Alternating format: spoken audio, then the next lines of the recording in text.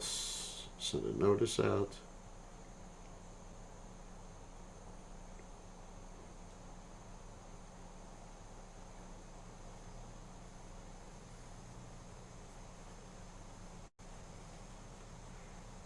Okay, notice. Make sure that we are online. We are online. Fantastic. All right. Let's get this microphone. Okay. Notice. Okay. I think we are set. We're going to try to finish chapter 14 in Krishna book today. Okay, let's get the guitar and chant.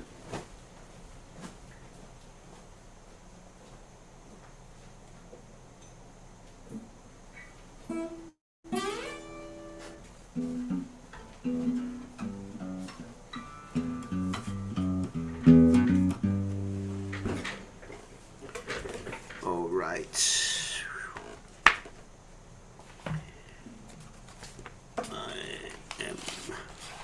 Happy to be here with you all. Okay, what are we going to chant tonight? Last night we did the Shinga prayer, so today we are going to do... Okay, Gurudev is good. I always like this. Okay.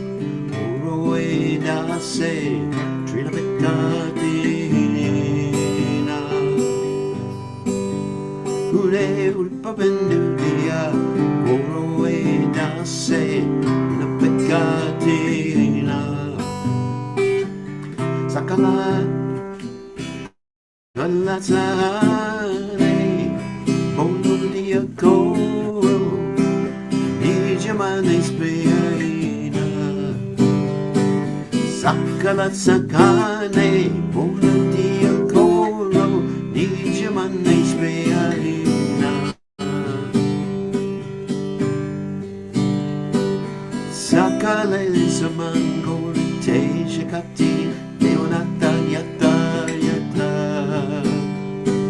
Sakale Samango, Tejikati, Leonata Yata Yata Tabigaga.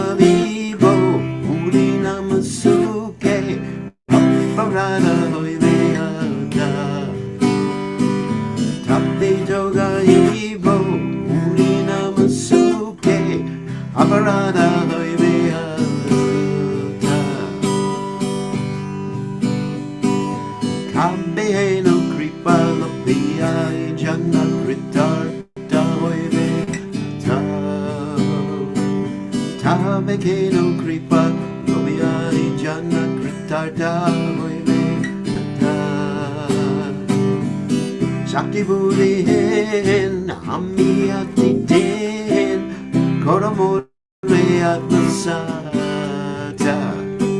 Shakti Buddhin, Amiyati Din, Koromore Atmasata. Yogyata Vichare, Ibai Tumara Karuna Sara. Yogyata Vichare, Kichinagi Pai Tumara Karuna Sara. Karunana Hoile, Kandiya Kandiya, Prananara Kivara.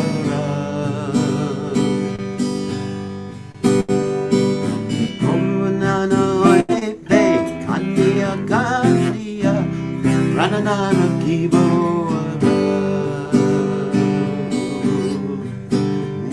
Gurudev Kripan Bindudia Korwe Tase Krina Bekana Gina Kripa Bindudia Korwe Tase Krina Bekana Gina Sakala Sanme Pula Dia Koro Nijamani Spriyalina Sakala Sanme Pula Dia Koro Nijamani Spriyalina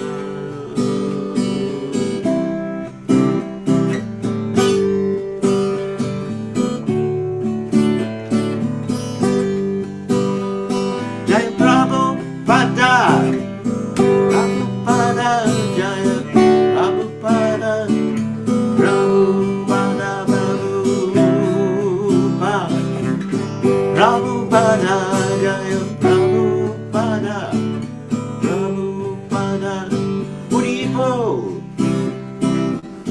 Jibo Haribo Jai Go Haribo Bo Haribo Haribo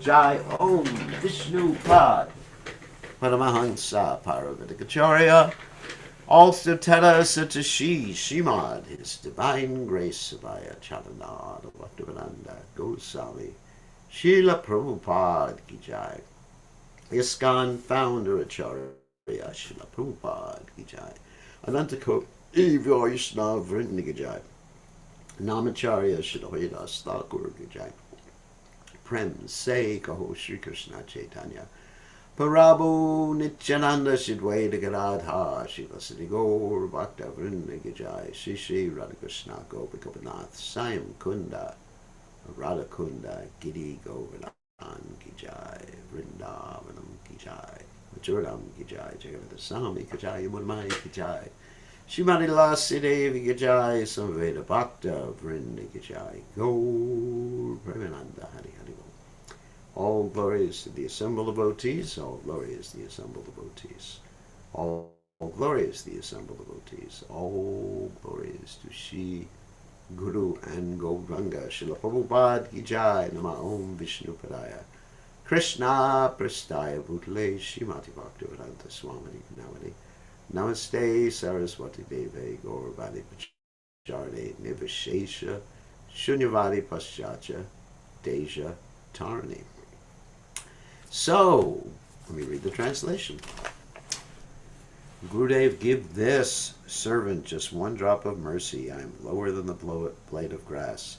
Give me all help. Give me strength. Let me be as you are without desires or aspirations.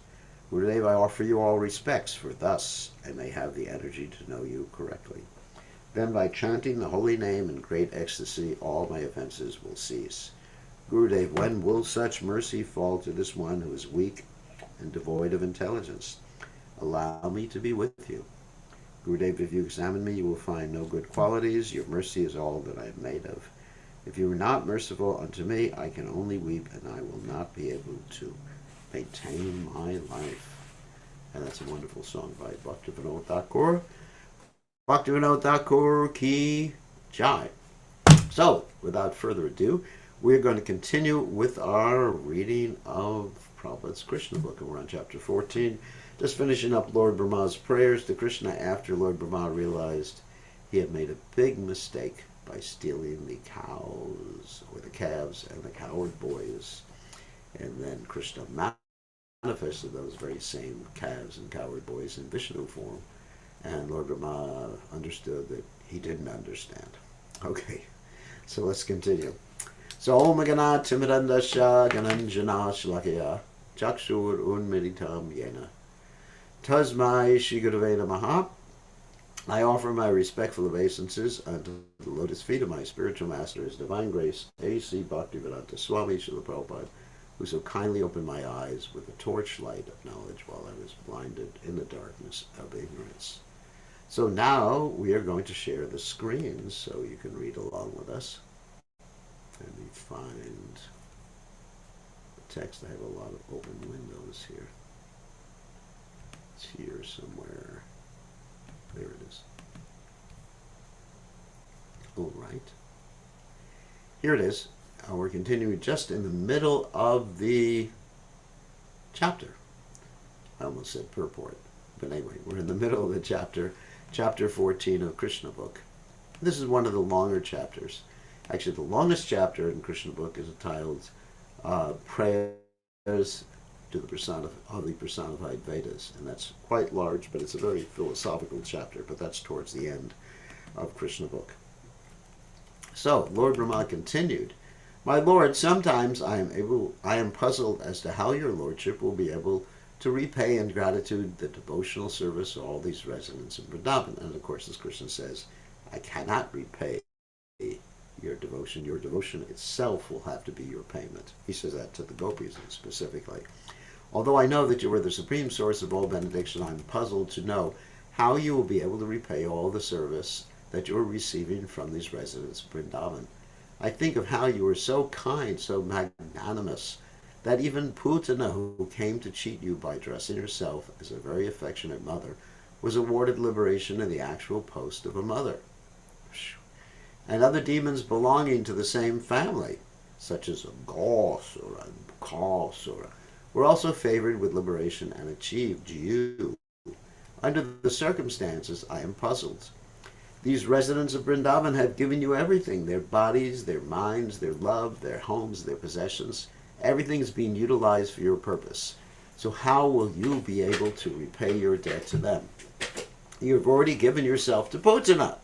I surmise that you shall ever remain a debtor to the residents of Vrindavan, being unable to repay their loving service. My Lord, I can understand that the super excellent quality of the service rendered by the residents of Vrindavan is due to their spontaneously engaging all natural instincts in your loving service. It is said that attachment for material objects and home is due to illusion, which makes a living entity conditioned in the material world. But this is only the case for persons who are not Krishna conscious. In the case of the residents of Vrindavan, such obstructions as attachment to hearth and home are non-existent, because their attachment has been directed unto you and their homes have been converted into temples by your constant presence there, and because they have forgotten everything for your sake, there is no impediment. For a Krishna conscious person, there is no such thing as impediments due to attachment for hearth and home, nor is there illusion. Because why? Because they understand, even apart from the residents of Vrindavan, they understand that Manasa Deha Geha Yokishamura Aprilam Tuyananda Kishore. Aprilam Tuya Pade Nanda Kishore. Everything is yours, Krishna. If you understand that, then you can have so much opulence, but you're not claiming proprietorship. You understand that Krishna's the proprietor. I can understand that your appearance as a small coward boy, a child of the coward man, is not at all a material activity. You are so obliged by their affection that you are here to inspire them with more loving service by your transcendental presence. In Vrindavan, there is no distinction between material and spiritual, because everything is dedicated to your loving service. My dear Lord, your Vrindavan pastimes are simply to inspire your devotees. If someone takes your Vrindavan pastimes to be material, he will be misled. My dear Lord Krishna, those who deride you, claiming that you have a material body like an ordinary man, are described in Bhagavad Gita as demoniac and less intelligent. Avajananti Mam Buddha. In other words, Krishna calls them an ass. You are always transcendental. The non-devotees are cheated because they consider you to be a material creation. Actually, you have assumed this body, which exactly resembles that of an ordinary coward boy, simply to increase the devotion and transcendental bliss of your devotees. So when Lord Brahma is saying you have assumed this body, it doesn't mean that Krishna took the body. It means Krishna is manifesting this particular aspect of himself. Try to understand. We assume a body in the sense that we take a body, but Krishna doesn't take a body. He doesn't give up a body like we do.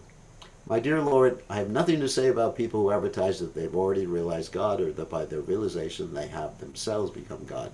But as far as I'm concerned, I admit frankly that for me it is not possible to realize you by my body, mind, or speech. What can I say about you, or how can I realize you by my senses? I cannot even think of you perfectly with my mind, which is the master of the senses. Your quality, your activities, and your body cannot be conceived of by any person within this material world. Only by your mercy can one understand to some extent what you are. My dear Lord, although you are the supreme Lord of all creation, I, this is Lord Brahma, sometimes falsely think that I am the master of this universe. I may be the master of this universe, but there are innumerable universes, and there are also innumerable Brahmas who preside over these universes. But actually, you are the master of them all. As the super soul in everyone's heart, you know everything. Please therefore accept me as your surrendered servant. I hope that you will excuse me for committing the great offense of disturbing you in your pastimes with your friends and calves. Now if you kindly allow me, I will immediately leave so you can enjoy your friends and calves without my presence. You know, Lord Brahma feels pretty embarrassed by what he did. And he said, I don't want to interfere with Krishna's enjoyment. My dear Lord Krishna, your very name suggests that you are all attractive, of course. Krishna. So what does Krish mean? Krish means to attract or to pull. Na is short for Ananda, bliss. So Krishna attracts and pulls us by the bliss of his all attractive features. And also Na can refer to the negation of the material miseries. Apavarga, Vartmani. The attraction of the sun and the moon are all due to you. But the attraction of the sun, you are beautifying, by the attraction of the sun, you are beautifying the very existence of the Yadu dynasty. With the attraction of the moon, you're enhancing the potency of the land, the demigods, the brahmanas, and the cows, and the oceans. Because of your supreme attraction, demons like Kamsa and others are annihilated. Therefore, it is my deliberate conclusion that you are the only worshipable deity within the creation. Accept my humble obeisances until the annihilation of this material world. As long as there is sunshine within this material world, kindly accept my humble obeisances. In this way, Brahma, the master of this universe, after offering humble and respectful obeisances unto the Supreme Personality of Godhead, and circumambulating him 3 times, was ready to return to his abode known as Brahmaloka. By his gesture, the Supreme Personality of Godhead gave him permission to leave.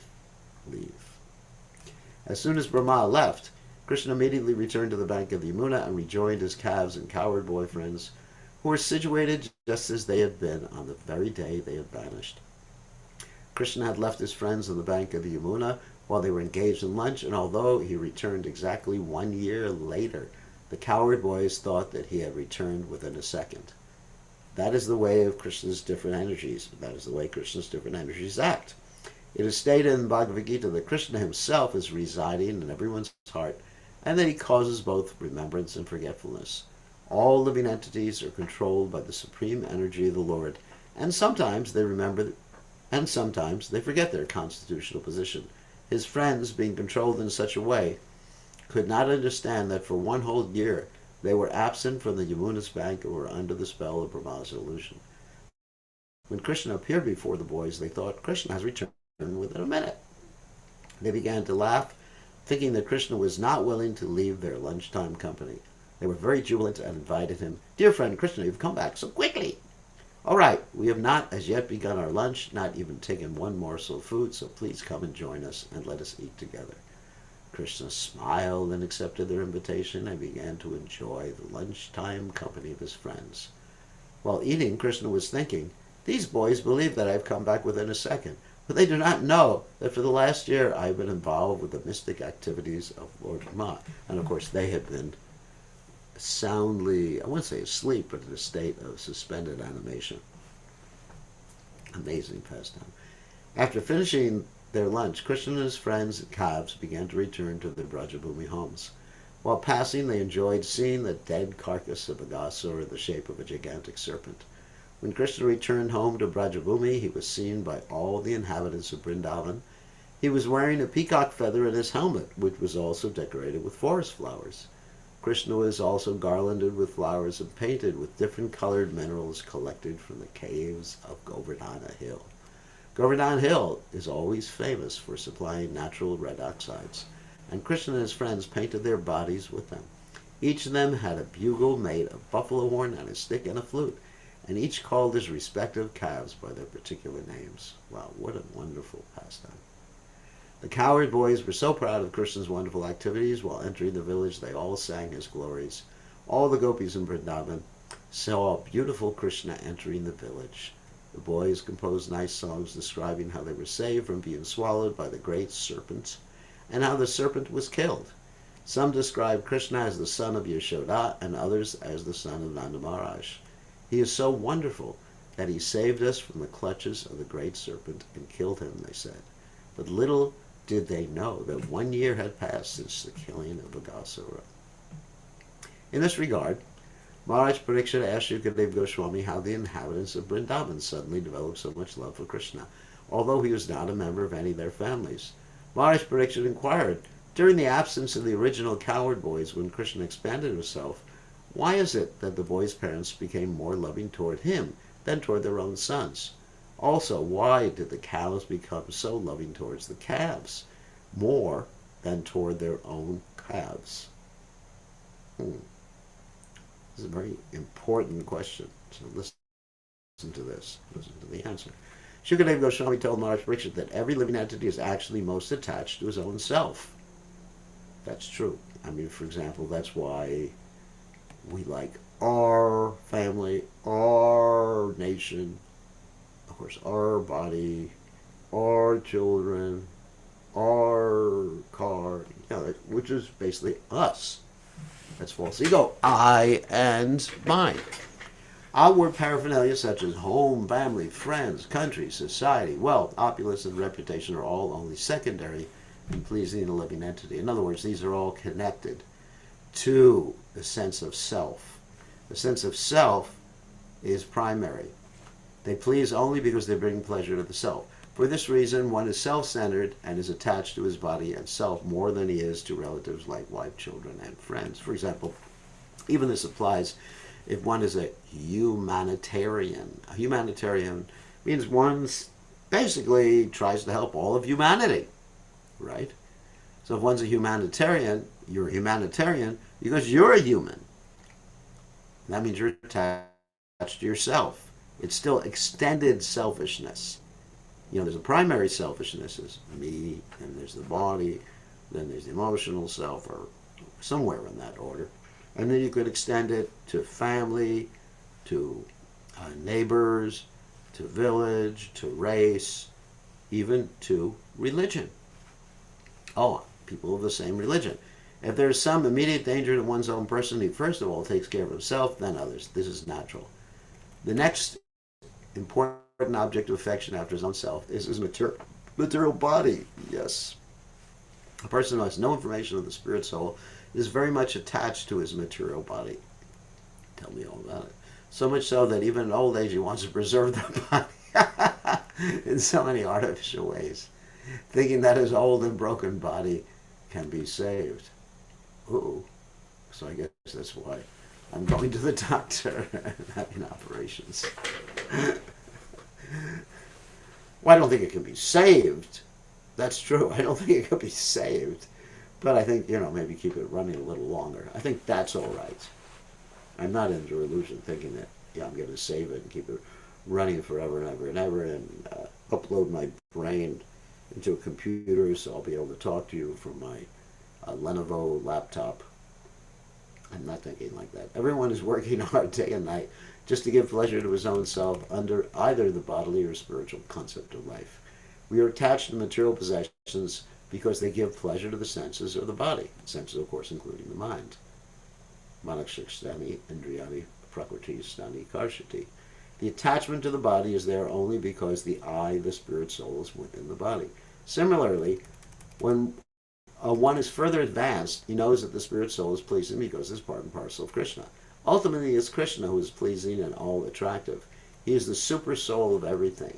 And in order to give us this information, Krishna descends and tells us that the all-attractive center is he himself. Without being an expansion of Krishna, nothing can be attractive. In other words, we're expansions of Krishna. We're a bit Jivatava expansions, but that's why we have some attractive features.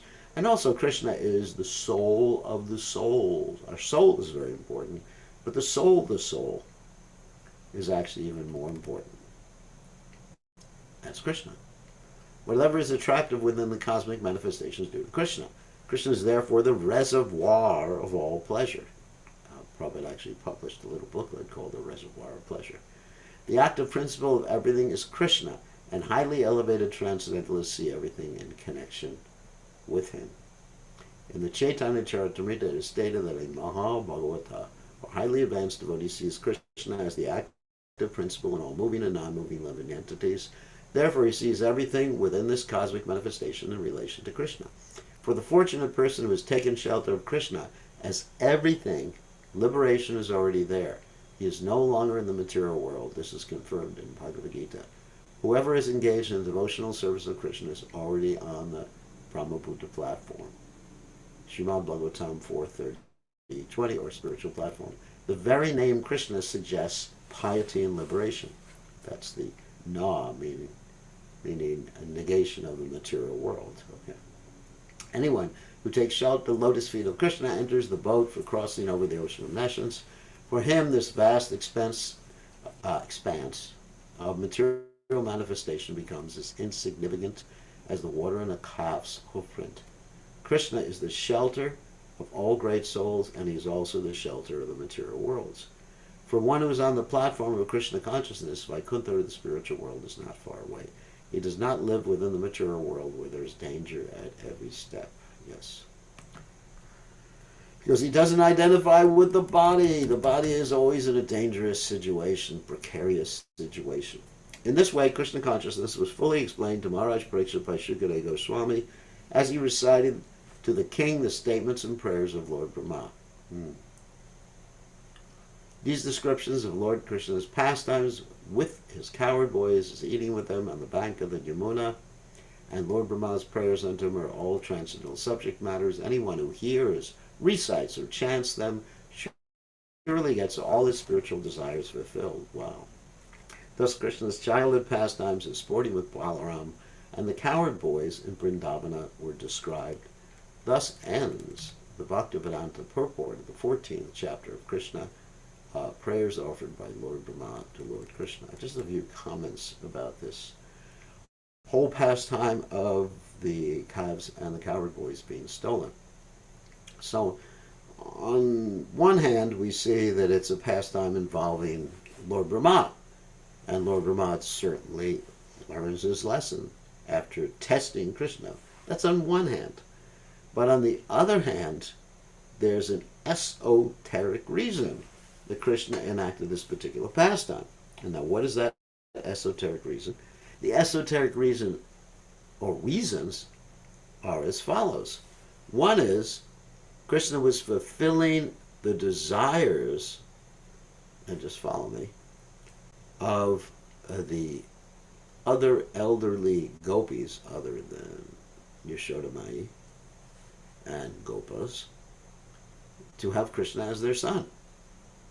And so they can interact with what they thought was ostensibly their son that came from them. But their son was actually Krishna, so that's why they developed more attraction for Krishna. And the cows also desired to have, they had some maternal affection there. Generally cows are in Shantaras, but there's a mixture of some in maternal affection. So the cows got a chance to have Krishna as their calves. So their desires were fulfilled. That's interesting, isn't it? But even apart from that, we're going to get a little bit more esoteric here. Even apart from that, all the gopis wanted to marry Krishna. Now, sometimes people accuse Krishna of having affairs with other people's wives. Now, really, everyone belongs to Krishna, and your wife, or whatever, is not your wife. Everyone is Krishna's property. We're all Prakriti in relation to Krishna, the Purusha. So you're the one in illusion thinking that someone is your wife. So that's one point. But another point is that Krishna really got married, marriage ceremony and everything like that, to all the gopis during that year. Because during that year, and this involves an aspect of the culture that was practiced at that particular juncture, and that aspect was to have children have the marriage. Now, they live with each other. They waited until they were like 18, 19, 20, whatever it was. But at least the formal aspect of the marriage was done at a very, very early age. Now, the reason for that was so that when people got older, they weren't thinking, eeny, meeny, miny, mo, catch a husband by the toe. If he hollers, don't let him go. And so when they got older, they knew who they were going to get married to. It wasn't a question. That's the culture. Of course, in the West, it's hard to understand that. We don't have this culture of loyalty, sticking to people, staying with husband, staying with wife. We just like run around in an unfaithful way. Just like, sometimes we speak to people at the university. They say, this is the boyfriend. This is my love of the week, my eternal love. Eternal love lasts for roughly a week and a half. Or if they're lucky, a little bit longer than that. But, people have some stability in the Vedic culture. Stability, and love.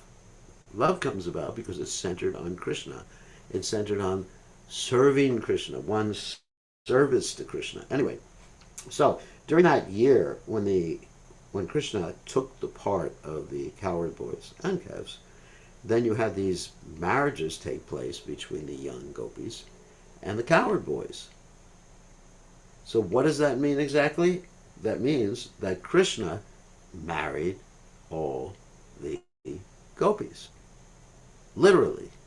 Not just ontologically, not just spiritually, but literally, Krishna married all the gopis. So this was actually a trick whereby Krishna was able to marry all the gopis, and the other persons who married the gopis, or apparently were married to the gopis later on, because the marriage ceremony was done during that year, were not actually married to the gopis. Huh. Interesting. And of course, with Srimati Radharani, the person who married Radharani's name was Abhimanyu, never even came close to Radharani. Because Krishna is eternally Radharani's paramour. Anyway, so this is an esoteric reason, or perhaps the most important esoteric reason, or most important reason for this particular pastime taking place. So there's many things going on. The point I'm making is there are many things going on different levels.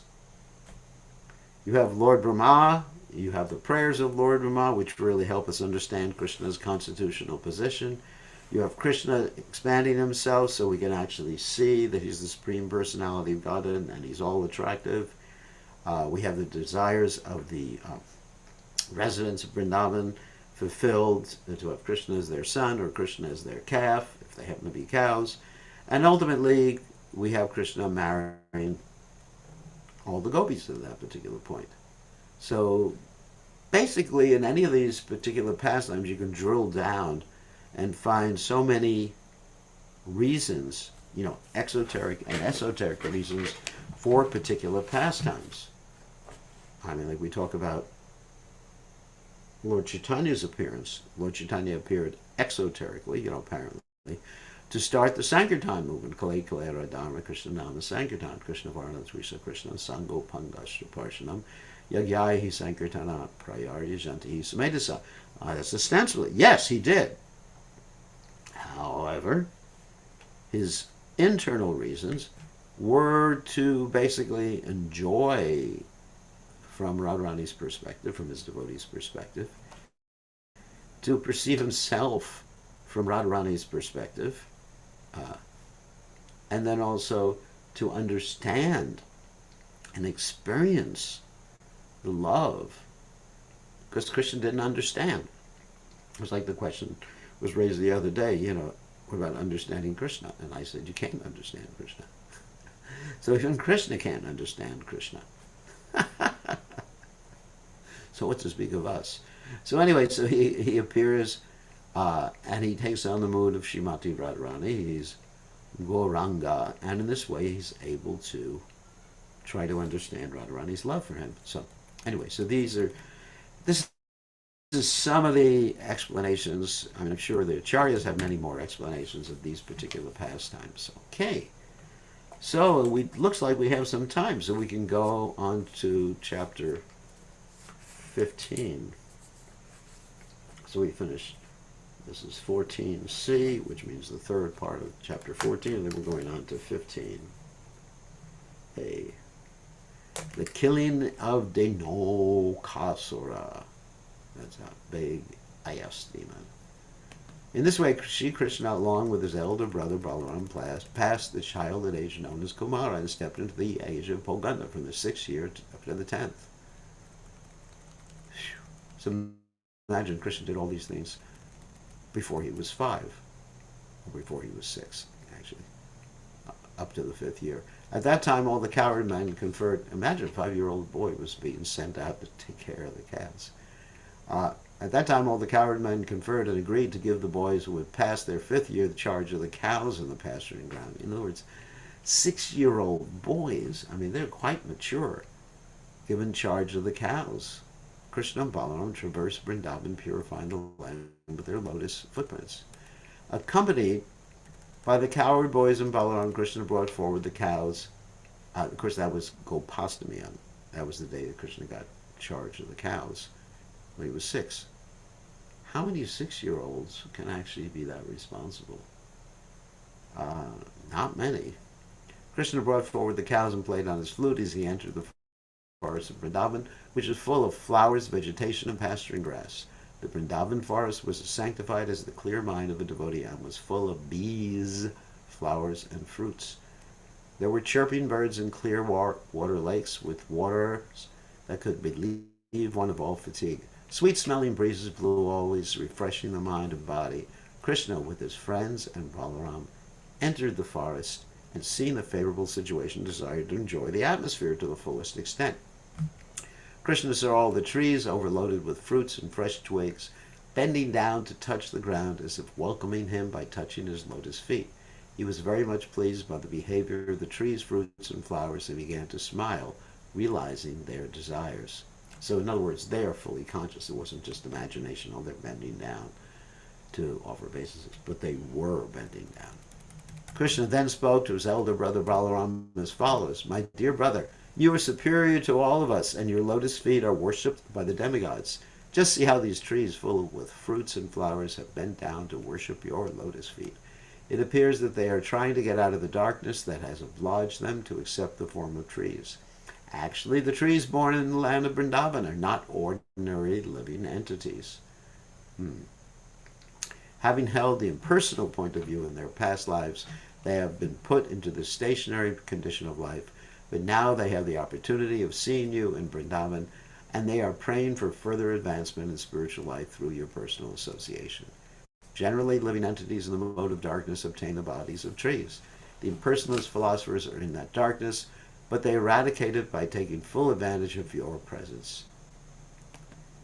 So Prabhupada also said people walk around naked. They take birth as trees too. And we find that in the story of Manigriva and Nalakuvara, which we read previously, that they took birth as trees. That was the punishment, because they were already naked, and trees are basically naked. I think that the drones that are buzzing around you must have been your devotees in the past life. Drones means like bee type of bee. They cannot leave your company because no one can be better, more affectionate master than you. You are the supreme and original personality of Godhead, and the drones are just trying to spread your glories by chanting at every moment. I think some of them must have been great sages, devotees of your lordship, and they're disguising themselves in the form of drones because they are unable to give up your company even for a moment. My dear brother, you are the supreme worshipable Godhead. Just see how the peacocks, in other words, Krishna's praising Balaram, quite interesting. Just see how the peacocks are dancing before you in great ecstasy. The deer, whose behavior is just like that of the gopis, are welcoming you with the same affection.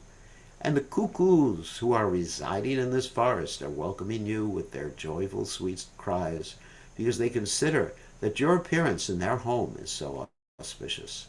Even though they are trees and animals, these residents of Vrindavan are glorifying you.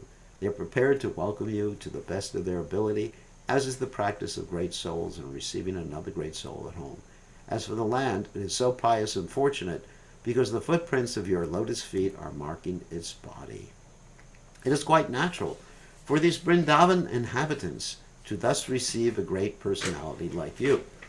The herbs, creepers, and plants are also so fortunate to touch your lotus feet. And by your touching the twigs with your fingernails, these small plants are also made glorious. As for the hills and the rivers, they too are now glorious because you are glancing at them. Above all, the damsels of Braj, the gopis, are the most glorious because you embrace them with your strong arms, being attracted by their beauty. In this way, Lord Krishna and Balaram began to enjoy the residents of Vrindavan to their full satisfaction as they herded the calves and cows on the bank of the Yamuna. In some places, Krishna and Balaram were accompanied by their friends. The boys were singing, imitating the humming sound of the drones, and accompanying Krishna and Balaram were garlanded with forest flowers. While walking, the boys sometimes imitated the quacking sound of the swans. That's another onomatopoetic sound or word in the lakes. Or when they saw the peacocks dancing, they imitated them before Krishna. Krishna also moved his neck, imitating the dancing and making his friends laugh. The cows taken care of by Krishna had different names, and Krishna would call them with love. After hearing Krishna calling, the cows would immediately respond by mooing, and the boys would enjoy this exchange to their heart's content. They would all imitate the sound vibrations made by the different kinds of birds, especially the chakras, peacocks, cuckoos, and butterflies. Sometimes, when they would see the weaker animals fleeing out of fear of the sounds of tigers and lions, the boys, along with Krishna and Balaram, would imitate the animals and run away with them. When they felt some fatigue, they would sit down, and Balaram would put his head on the lap of one of the boys just to take rest, and Krishna would immediately come and begin massaging the legs of Balaram, because Balaram's the elder brother. And so that's the proper etiquette. Krishna observed etiquette most of the time. And sometimes Krishna would take a palm fan and fan the body of Balaram, causing a pleasing breeze to relieve him of his fatigue. Other boys would sometimes dance or sing while Balaram took rest, and sometimes they would wrestle among themselves or jump. When the boys were thus engaged, Krishna would immediately join them, and catching their hands, he would enjoy their company and laugh and praise their activities. When Krishna would feel tired and fatigued, he would sometimes take shelter of the root of a big tree or the lap of a coward boy and lie down. When he would lie down with a boy or a root as his pillow, some of the boys would come and massage his legs, some would fan his body with a fan made from leaves. Some of the more talented boys would sing in very sweet voices to please him. Thus, very soon, his fatigue would go away. The Supreme Personality of Godhead Krishna, whose legs are tended by the goddess of fortune, shared himself with the coward boys as one of them, expanding his internal potency to appear exactly like a village boy. But despite his appearing just like a village boy, there were occasions when he proved himself to be the Supreme Personality of Godhead. Sometimes men pose themselves as the Supreme Personality of Godhead and cheat innocent people, but they can only cheat. They cannot exhibit the potency of God. You can fool some of the people some of the time, maybe all the people some of the time. You can fool all the people some of the time, some of the people all the time, but you can't fool all the people all the time. While Krishna was thus engaged in his transcendental pastimes, exhibiting his internal potency in the company of the supermost fortunate coward boys, there occurred another chance for him to exhibit the superhuman powers of Godhead. His most intimate friends, Sridham, Subal. And Stoka Krishna addressed Krishna and Balaram with great love and affection. Dear Balaram, you are very powerful. Your arms are very strong. Dear Krishna, you are very expert in killing all kinds of disturbing demons. Will you kindly note that just near this place there is a big forest of the name Talavana. This forest is full of palm trees, and all the trees are filled with fruits. Some have fallen down and some are very ripe, even in the trees. It is a very nice place because of a great demon, Denakasura. It is very difficult to go there. No one can reach the trees to collect the fruits. Dear Krishna and Balaram, this demon is present there in the form of an ass, and he is surrounded by similar demon friends who have assumed the same shape. All of them are very strong, so it is very difficult to approach this place. Dear brothers, you are the only persons who can kill such demons. Other than you, no one can go there for fear of being killed. Not even animals go there, and no birds are living there. They've all left. One can only appreciate the sweet aroma that is coming from that place. It appears that up until now, no one has tasted the sweet fruits there, either on the tree or on the ground. Dear Krishna, to tell you frankly, we are very attracted by this sweet aroma. Dear Balaram, if you like, let us all go there and enjoy these fruits. The aroma of the fruits is now spread everywhere. Don't you smell it from here? So, of course, it's not that they were lusty after fruits. They wanted to see Krishna's pastimes. And the fruits gave them an excuse. When Balaram and Krishna were thus petitioned by their intimate friends, they were inclined to please them, and with smiling faces they proceeded toward the forest, surrounded by all their friends. Immediately upon entering the Talavana, Balaram began to yank the trees with his arms, exhibiting the strength of an elephant. Because of this jerking, all the ripe fruits fell down on the ground. Upon hearing the sound of the falling fruits, the demon Denakasura, who was living in the form of an ass, approached with great force, shaking the whole field so that all the trees moved as if there were an earthquake.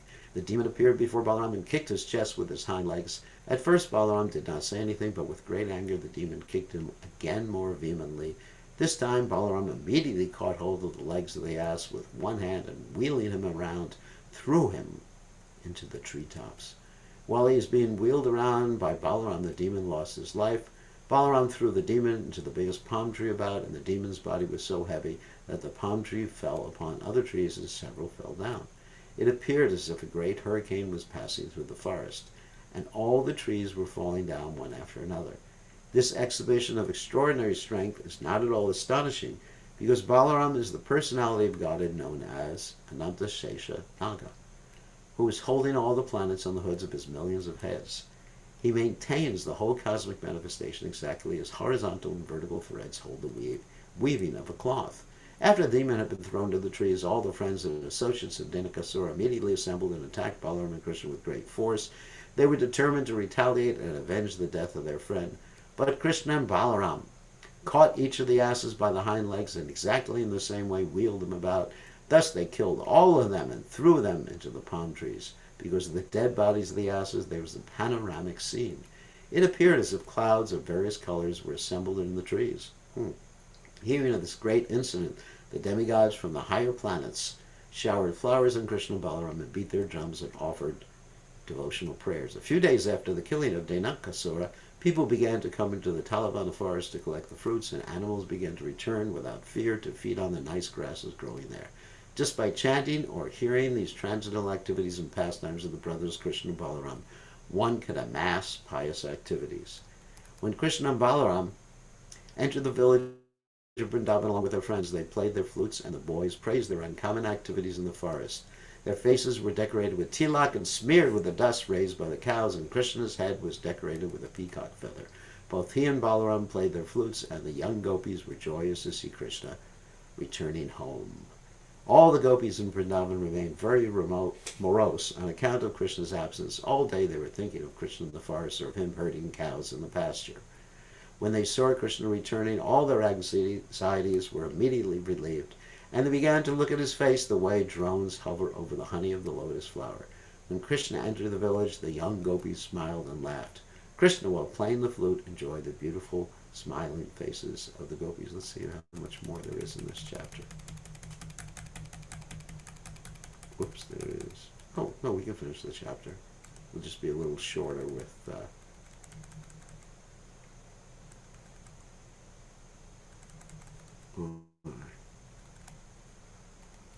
Then Krishna and Balaram were immediately received by their affectionate mothers, Yashoda and Rohini, who were, according to the time's demands, began to fulfill the desires of their affectionate sons.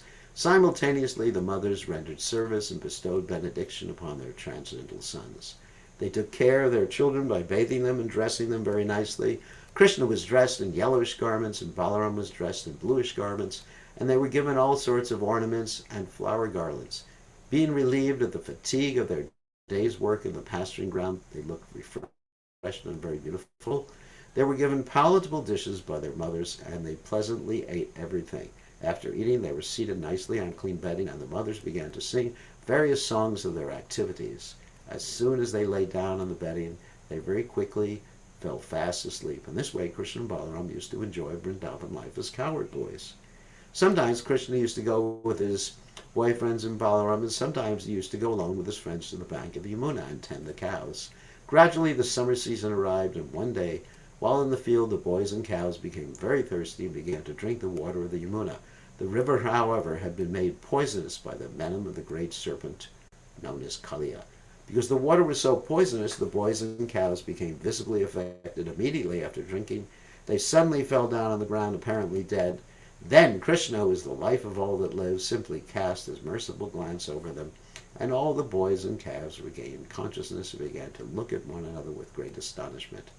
They could understand that by drinking the water of the Yamuna they had died, and that the merciful glance of Krishna restored their lives.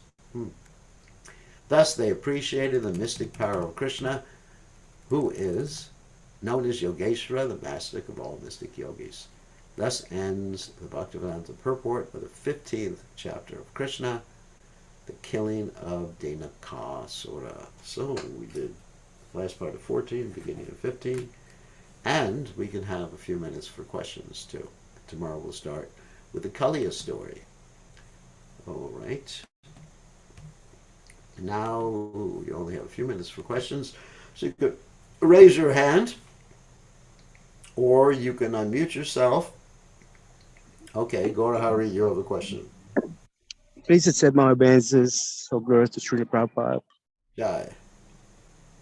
Um, the other day you spoke about how Srila Prabhupada in Times Square used to sit under a tree, Yeah, and you Tompkins mentioned Square. something about Prabhupada's. Oh, the name of a tree now is Prabhupada's tree, right? Is that correct? Right, right. That's in a place called Tompkins Square Park in New York. Right. Yes, yes. And my question is because I heard on your lecture today something about stepping on the grass and uh, how fortunate this grass is because Lord Krishna step on them. Uh, I wonder how fortunate this tree is in Times Square. Right. The tree is extremely fortunate because the tree heard the holy names, and Yeah. they Yeah. all the grass around the tree they had Prabhupada stuff on them. So Is it a really special tree? Maybe some sort of mm, associate Srila Prabhupada? now it is. Maybe. No. Now it is by Prabhupada's Now it mercy. is. Okay, I see. I see. By Okay, Prabhupada's that's mercy. Yeah, very okay. special. That's why I wanted to touch it because I generally try to remember things that are associated with God on the things that I see, you know. So that's sort of like an effort I'm putting on my everyday spiritual life, you know. I know it's kind of difficult, but I try. You know. That's Yes, why it's called the Prabhupada tree. Prabhupada. And and actually, I am going to show you a picture of it right now with Prabhupada underneath. please. Yes, you're going to get the mercy of seeing the tree with Prabhupada underneath. Hold on a second. I'm going to share this with you. Here we go. a second. Here we go. And that's Prabhupada under the Prabhupada tree in Tompkins Square Park. Can everybody see that? I guess so. I can see it. Yeah, yeah, I can see it. I even took a screenshot because I, I want to find out what kind of tree is this. I don't know what type of tree it is, but it's a beautiful tree, whatever type of tree it is. Yeah. It's that's Prabhupada under the tree chanting, and so many people joining the Krishna consciousness movement because Prabhupada was under the tree. Pretty cool. All right. So, who else has a question? Gurudev, please accept my humble obeisances. Okay. So, what's up, Rakesh? Nanda Maharaj brothers, his name is Upananda. He, Upananda. they, yeah, they advised Nanda Maharaj to move to Vrindavan. So, from where did they move to Vrindavan? I thought they are from From Vrindavan. Gokul. Vrindavan is the name of the forest. There's 12 main forests in Braj. Sometimes the word, I explained this many times before, sometimes the word Vrindavan refers to the whole area of Mathura Mandal. But in this particular case, Vrindavan refers to Brinda's forest, which is one of the 12 forests. There's other forests like Mahavana and like that. So Krishna appeared in Gokul, which is not in the Vrindavan forest. Gokul is on the other side of the Yamuna, the eastern side of the Yamuna. So the residents of Vrindavan had to cross the Yamuna to go to the Vrindavan, the forest of Brinda. And the forest of Brinda is the biggest forest in Vrindavan, the biggest forest in Mathura Mandal. And the forest of Vrindavan encompasses Nandagan, Barshana, and also Govardhan Hill, and also the city of Vrindavan. So that explains. I explained that the other day in the class. Thank you, Gurudev. And they moved to get rid of the demon, to get away from the demons. But when they moved, they actually discovered demons on the other side of the Jamuna too. So there's no escaping the demons. But anyway, that was their pastime. They started Krishna's pastimes in Gokul, and then moved to the Vrindavan forest after that. I hope everybody Thank you. understands. It's pretty easy to understand. But yes, like I said before, the word Vrindavan can refer to the whole area, or it can refer to one of the 12 forests, which is the largest forest in the area. So, if no one else has a question, we can, let's see.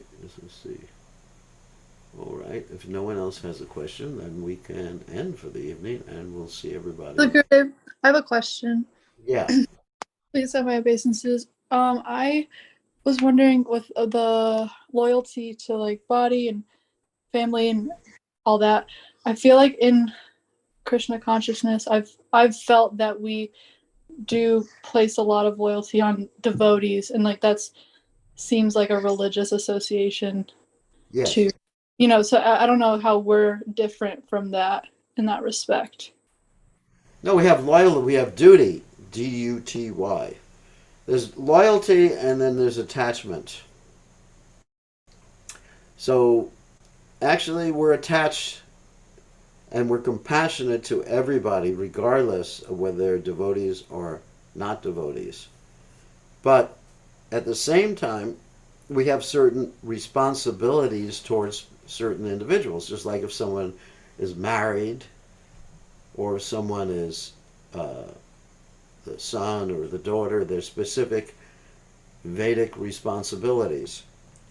But ultimately, the attachment should be to serving Krishna. And actually, we should be attached to devotees, but it's not a religious sectarian designation. It's based upon someone's devotion to God. So just like Srila Prabhupada, he visited some monasteries where people were actually very sincere in worshiping God. And Prabhupada appreciated them very much and felt a great affinity, and I would even say an attachment and connection with these people. So it is not a sectarian thing based upon the body or based upon one's particular religion, but it is based upon one's internal consciousness in relationship to God. When the texts say, offer respects to devotees and that Krishna favors his devotees even though he is equal to everyone, is that including like people of other faiths that are sincere? Yes. If they are actually devoted. Right. The whole Okay. point is devoted. Sometimes people will be members of the Krishna conscious movement, they won't be devoted. Mm-hmm. What does devoted mean? Devoted means one wants to please the Supreme Personality of God. Of course, it's not an all or nothing thing, but we can see members of other religions, or we're not even a religion, I mean, uh, members of other organizations, let's use the word, I mean, for lack of a better word, that are sometimes more devoted than the majority of people who are members of ISKCON.